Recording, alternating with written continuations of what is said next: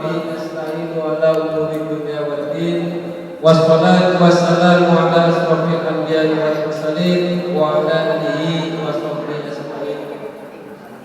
Yang saya hormati Bapak Ustaz Mantri yang alhamdulillah pada kesempatan sore hari ini sudah berada di tengah-tengah kita.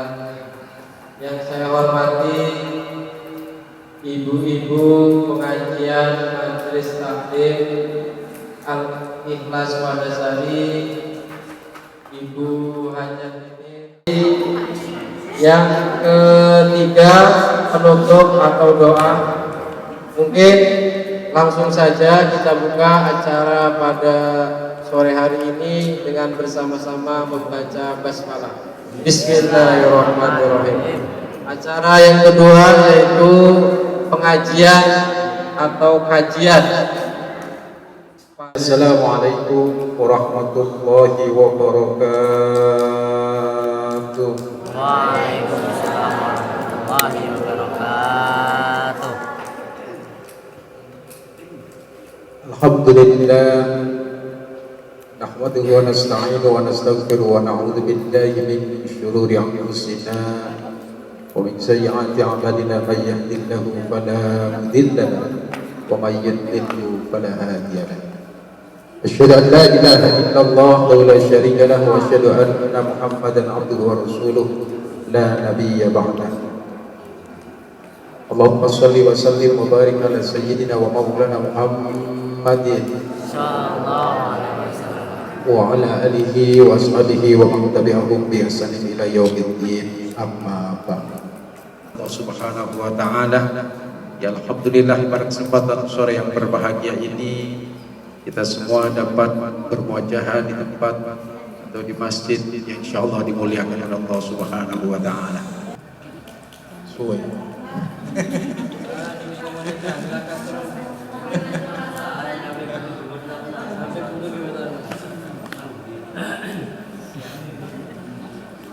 Ibu-ibu, adik-adikku semuanya yang saya hormati, baik pertama langsung saja pada bab buku, sepertinya bab pulpen, berarti mau nulis ya. Ibu-ibu mah biasa ngaji koping ngaji koping ya, anak-anak nulis ya. Kata Nabi begini, man hadara fi majlisil ilmi la tamsul qalama wa la taktuba harfan khairul laka min alfi ibadah. Sampun wonge hadir ning majlis ilmu saatan 1 jam ya, la tamsul qalama tanpa membawa pena wa la taktuba harfan minal ilmi, dan tidak menulis satu huruf pun dari ilmu yang disampaikannya. Khairul laka, itu lebih bagus, lebih baik bagimu, min alfi hasanati, daripada 1000 kebaikan. Itu huruf mokak doang, ibu-ibu ngaji sejam ngaji ya, itu pahalanya lebih bagus daripada 1000 kebaikan. Baik, yang pertama kita akan berbicara tentang Ramadan, karena saat ini kita berada di tengah-tengah bulan Ramadan ya, baru awal ya. Kemarin ibu suruh menyampaikan tentang sholat, kayaknya sholat udah hafal semua ya, tiap hari sholat kan ya, hafal semua. Nanti dites aja satu-satu ya, dari niat sampai salam gitu ya. Iya, biar jangan sholat terawihnya jangan trewu. Terawih kan trewu. Orang-orang amin itu amuin. Pertama tentang Ramadan. Apa sih makna Ramadan itu? Di dalam kitab Durratun Nasihin dijelaskan Ramadan itu dari kata Ramadan, artinya pembakaran. Pembakaran apa? Dosa dan kesalahan di bulan ini dibakar, artinya dilebur kesalahannya itu oleh Allah Subhanahu wa taala.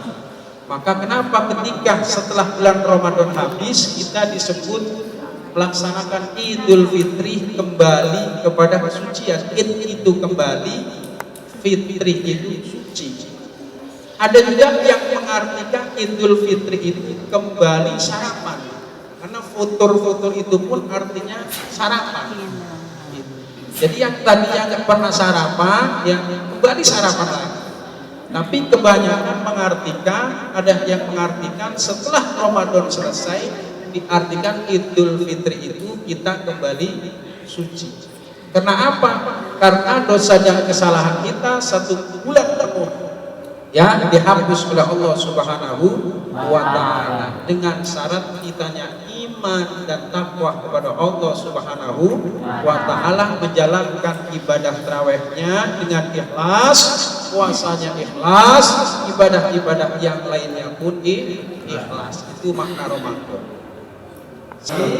Adalah surat Al-Alaq ayat 1 sampai 5. Itu pertama kali Al-Quran diturunkan.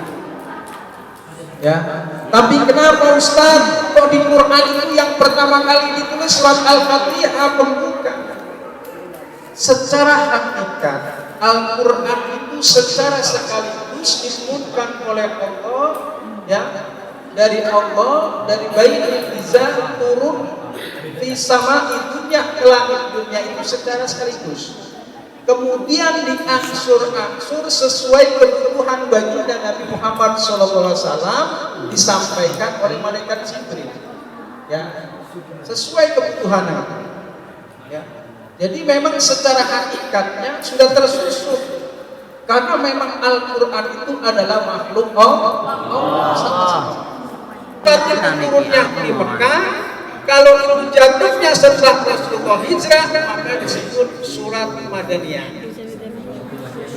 Ya, walaupun turunnya di Madinah, di masjid, di Jabal Nur, dimanapun, sebelum Rasulullah hijrah, maka disebut surat Makkiyah. Ya.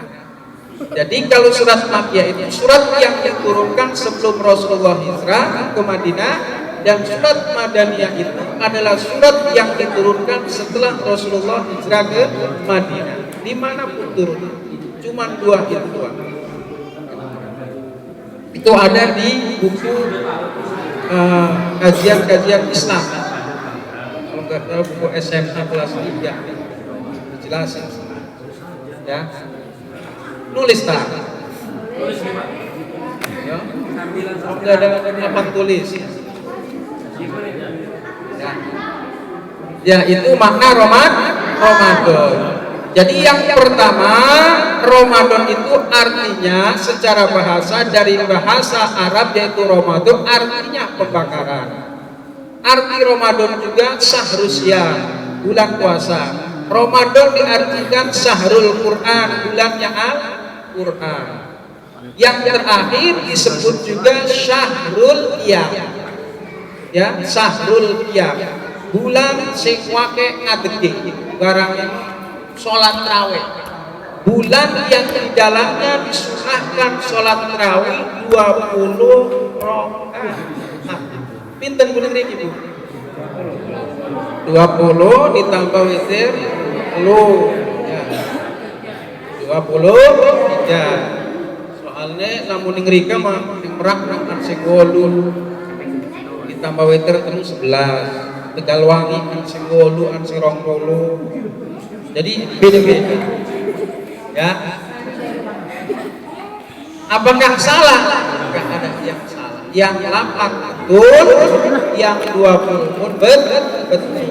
Yang salah, yang enggak sholat, malah berantem. Ya. Males. Leng TV males maneh.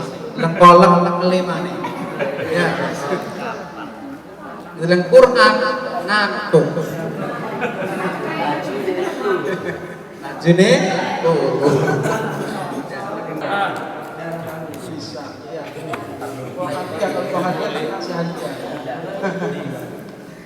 Jadi 8 Ramadan itu ada 5 huruf roh. Yang pertama rohnya kata Syekh Abdul Qadir Jailani, adalah ridwan Allah.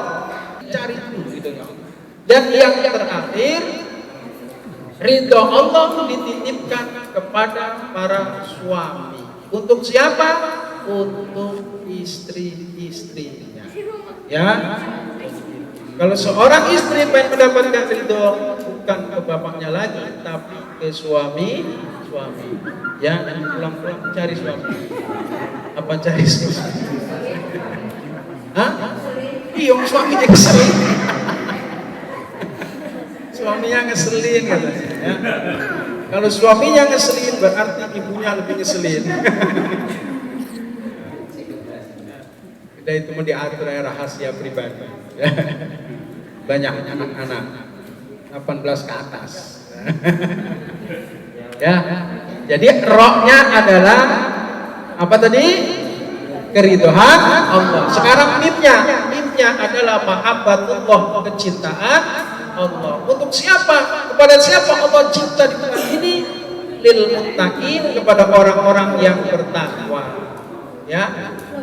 Kalau orang bertakwa, apa arti takwa?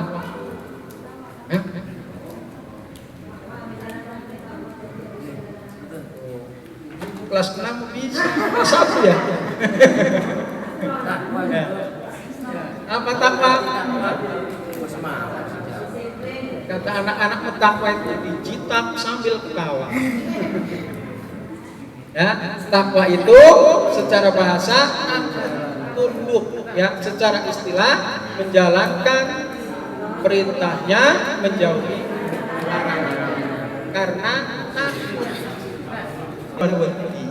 Ya, unglik mengenen ya. Wedi sir makane lamun ana pengemis linen ya. Elik kan iya ngelik pun ora enaknya ku ayah. Aos pun ora enak. Dididik untuk ulas kasih sayang ya. Seperti itu. Dotnya adalah jaminan Allah bahwa orang yang berpuasa insya Allah dijamin oleh Allah Subhanahu wa Ta'ala akan dihapuskan dosanya yang lalu dan yang akan datang. Ya. Man shoma ramadhana imanan wa ihtisaban ghufirallahu ma taqaddama min dhanbi wa ma ta'akhkhara min dhanbi. Barang siapa yang berpuasa puasanya karena iman, ikhlas mata-mata karena Allah, maka Allah akan menghapuskan kesalahan atau dosanya yang lalu dan yang akan datang. Masya Allah. Baru namanya Idul Fitri. Ya, hore-hore nungguin lebaran ya. Kelambi mekumpul, pirang setel biasanya bubannya. Biasanya musim-musiman ya, dan itu ya. Jadi lebaran itu harus semuanya lebar, hatinya lebar, ya, bukan jiwanya doang yang lebar, tapi hatinya, ruhaninya juga lebar. Laisal id man labisal jadid, walakinal id man laqal ban jadid. Lebaran itu bukan orang yang memiliki pakaian yang baru, tetapi lebaran itu bagi orang-orang yang hatinya baru, bersih. Gitu. Ya. Alifnya adalah ulfatullah, kasih sayang Allah.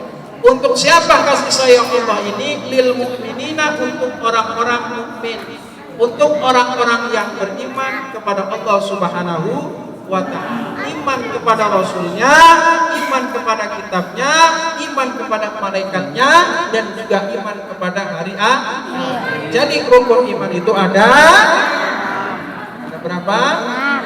Satu, iman kepada Allah. Yang kedua, iman kepada malaikat. Yang ketiga, iman kepada Allah. Yang ketiga, iman kepada amantu billah wa malaikatihi wa kutubihi wa rusulihi wal yaumil akhir wa bil qadari khairihi wa syarrihi minallahi ta'ala. Akhirnya itu dipotong, pasti akan bisa dikalahkan.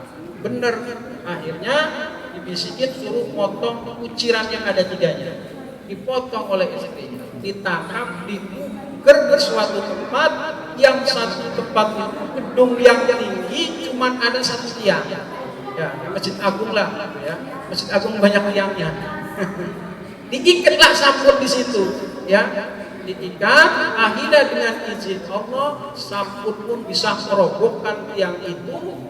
Ya, di satu cerita lidahnya sudah dipotong-potong, telinganya sudah dipotong, gitu kan? Tinggal tangan dan kakinya dan kepalanya diikat di atas di tiang, gitu ya. Diikat. Akhirnya dengan izin Allah berdoa kepada Allah meminta untuk merobohkan gedung itu. Akhirnya gedung itu roboh, sampun selamat. Semua orang-orang kafir yang ada di dalamnya mati keruntuhan gedung itu. Lalu sahabat bertanya, Rasulullah, bisakah saya mendapatkan pahala seperti sampun? Bisa. Bagaimana? Nanti untuk umatku ada satu malam yang nilainya 1000 bulan. Yang pahalanya itu 1000. Masalahnya berbeda malam Lailatul Qadar. Lailatul Qadar, para ulama mengartikan datangnya malam Lailatul Qadar itu di malam-malam ganjil, ya. Ya, di malam-malam ganjil di 20 ke atas. Berarti 21, ya, diintip aja ya. 23, 25, 27 dan 2. Ya, kalau bisa di malam-malam ganjil itu perbanyak sholawat, perbanyak zikir, banyak baca Quran. Ya, ada yang pernah merasakan malam Lailatul Qadar? Tapi kalau di malam-malam 25, 27, 29 ibu-ibu biasanya ya dapat semua di malam Lailatul Qadar. Hah? Iya, malam Lailatul Qadar di sini. Keder ke mall, keder ke pasar ya. Anak yang satu minta baju baru ya. Daging belum dibeli gitu ya. Itu malam Lailatul Qadar, akhirnya malam Lailatul Qadar ya. Assalamualaikum warahmatullahi wabarakatuh. Waalaikumsalam warahmatullahi wabarakatuh. Mau bertanya Ustaz, cuma intinya gini, kalau misalkan terawih menurut yang baik itu yang 8 plus witirkah apa yang 20 plus witirkah, itu caranya bagaimana baiknya melakukannya lah, apa gedebak-gedebuk kan? Iya, maksudnya kan misalkan kita terawih nih, katanya kan semua apa yang 8 bagus, yang 23 juga bagus. Cuma kan kalau misalkan ada nih terawih kita ngambil yang 23, cepetnya kita lewat semua cuma kita gitu. Itu gimana hukumnya Pak Ustaz? Terima kasih. Ya, sholat yang 23 bagus, ada yang 11 juga bagus. Tapi kadang yang 23 ini kebut. Kalau bali, amin, Allah. Itu di wadah sudah gitu kan? Alhamdulillah Ustaz. Paling depan. Tapi ada yang 23 tapi santai. Yang 23 sama yang 11. Yang 11 santai. Jadi yang 23 sama 1 jam, yang 11 juga 1 jam rupanya. Cuma bedanya rakaatnya lebih banyak yang 23. Cuma ngebut. Bagaimana Pak Ustaz? Ya. Standar sholat itu ya kalau berjamaah yang pertama ya, yang namanya sholat tarawih itu dari bahasa taroha, istirahat. Sholat sing waktu istirahat maksudnya. Makanya sholat tarawih itu sholat sing waktu istirahat. Jadi kan 2 rakaat salam, 2 rakaat salam. Bacaannya ya seperti sholat biasa, rukunnya harus kena. Ya, rukunnya harus kan kena. Yang penting rukunnya kena. Baca Fatihah, kalau baca Fatihahnya kena, ya nggak apa-apa, cepat saja. Yang penting panjang pendeknya, mahratnya kena. Tapi ada yang disambung kadang gagal fokus. Ya kalau masih muda, kasihan yang nenek-nenek, ya diajak ngebut, bengek, ya. Jadi semua juga bagus, cara melakukannya yang penting syarat rukunnya kena. Ya, rukunnya sholat itu ada berapa? Ini dulu. Kalau di sholat itu kan ada tumak nina salah satu. Ya, tumak ninanya harus kena. Karena tumak nina itu bagian dari rukun sholat. Kalau tumak ninanya tidak kena, ya nggak sah sholatnya. Karena tumak nina itu bagian dari rukun sholat. Yang namanya rukun sesuatu yang dilakukan di dalam sholat. Kalau syarat dilakukan sebelum sholat. Sama kayak orang kerja, syarat dulu melamar dulu, baru menjalankan rukun kerjanya. Apa SOP kalau kerjaannya harus taat. Kalau nggak taat dengan SOP kerjaan, dia dipecat. Begitulah. Tumak nina itu berhenti setingkat, seukuran baca tasbih subhanallah. Ya, jadi nggak langsung sama Allah liman hamidah, Allahu akbar, Allahu akbar, Allahu akbar, Allahu akbar. Nah, tumak ninanya nggak kena, ngacak. Sholat tapi nggak sah. Terus sebagai makmum Ustaz gimana? Kan bisa gitu. Kita berimam di imam yang kayak gitu loh, misalkan tumak nina 14 saja coba. Kita makmum gimana? Misalkan ada lah gitu, misalkan ada kita lagi jadi makmum, kita mengikutinya gimana? Apa ngikutin sebagai makmum kayak makmum juga? Sebaiknya kalau kita sudah tahu ilmunya, sebaiknya kita memisahkan diri. Kan itu sholat sunnah ya, nggak masalah. Kita mufarokoh aja sholat sendiri daripada mengikuti imam. Ya, kitanya nggak yakin ini sholat ini, makanya nggak mending mufarokoh sholat sendiri di rumah atau di mana, nggak apa-apa seperti itu. Mungkin beda ilmu, kan kita mudah tahu nih ilmunya. Ya harus ya. Setelah itunya itu gimana? Setelah itunya ada ibadah-ibadah lain, Ustaz. Kayak misalkan mau melakukan sholat atau apa kan? Ya harus mandi dulu. Kan salah satu ibadah sholat itu salah satunya harus bersih dari hadas kecil dan hadas. Ketika ini kan perkaranya puasa ya, lagi puasa mimpi keluar mimpi basah, nggak apa-apa ya. Sah nggak puasanya? Puasanya sah, tapi tetap mandi karena mau menjalankan sholat zuhur, sholat asar. Yang penting tidak sengaja, Pak. Yang penting nggak Bagaimana? Kamu. Terima kasih. Pripun Ustaz, sampun pripun? Terakhir, satu hal lagi yang perlu saya sampaikan, di puasa itu ada yang namanya qada puasa, ada yang namanya ada yang bisa diqada, ada yang nggak bisa diqada, namanya kifarat, ya. Kifarat, fidyah. Ada fidyah, ada kifarat. Kalau fidyah ini dikhususkan untuk orang-orang yang sudah sudah tua, nggak apa-apa bayar fidyah. Kalau yang kena haid, nifas, ya di bulan Ramadan itu wajib qada, ya wajib dibayar puasanya. Ya.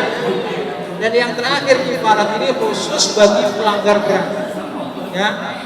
Maka kifarat dengan fidyah beda. Kalau fidyah hanya sekedar pengganti, kalau kifarat ditebus, ya. Kalau fidyah berarti cukup 1 liter beras, ya, bayarnya 1 liter. Tinggalin 1 puasa, ya 1 hari puasa. Ibu-ibu yang sudah gak kuat, usia lanjut, berarti harus sehari itu memberi makan 1 orang fakir miskin. Kalau kifarat berarti harus memberi makan 60 fakir miskin sehari. Kalau 2 hari berarti berapa? 120. Namanya kifarat. Ada kifarat, ada fidyah. Kalau fidyah cuma pengganti, kalau kifarat menebus ditebus itu lebih banyak. Nah, itu pelanggar berat. Kenapa umpamanya ibu-ibu yang di siang Ramadan sengaja melakukan hubungan dengan suami, maka itu pelanggaran berat, maka harus kifarat. Ya. Saya ucapkan banyak terima kasih kepada Bapak Ustadz Sumantri yang telah memberikan kajiannya pada sore hari ini.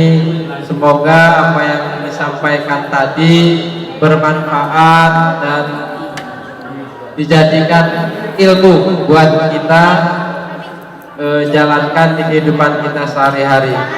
Mungkin untuk terakhir acara yang ketiga yaitu doa, mungkin langsung kepada Bapak Ustadz Sumantri, kepada Bapak Ustadz kami persilakan untuk memimpin doa.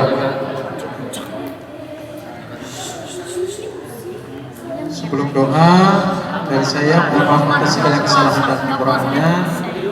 Akhiri billahi taufiq wal hidayah wa ridwanillah. Wassalamualaikum warahmatullahi wabarakatuh. Allahumma shalli ala sayyidina Muhammadin fil awwalin wal akhirin wa barik wa sallim wa radhiyallahu anhu wa sahabati wal qurrati rasulillahi ajma'in. Amin.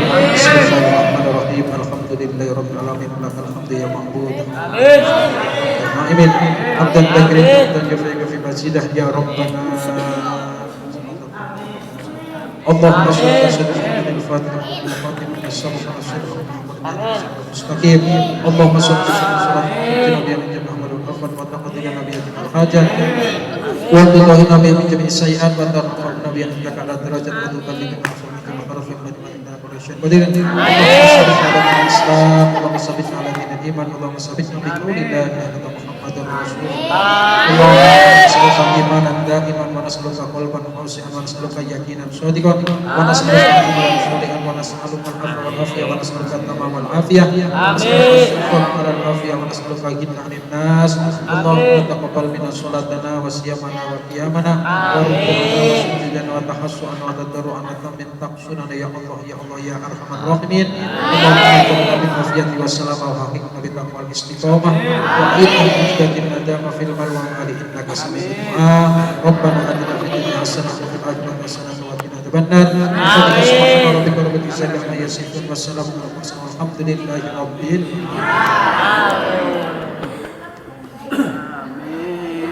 Aturan ya Rabbi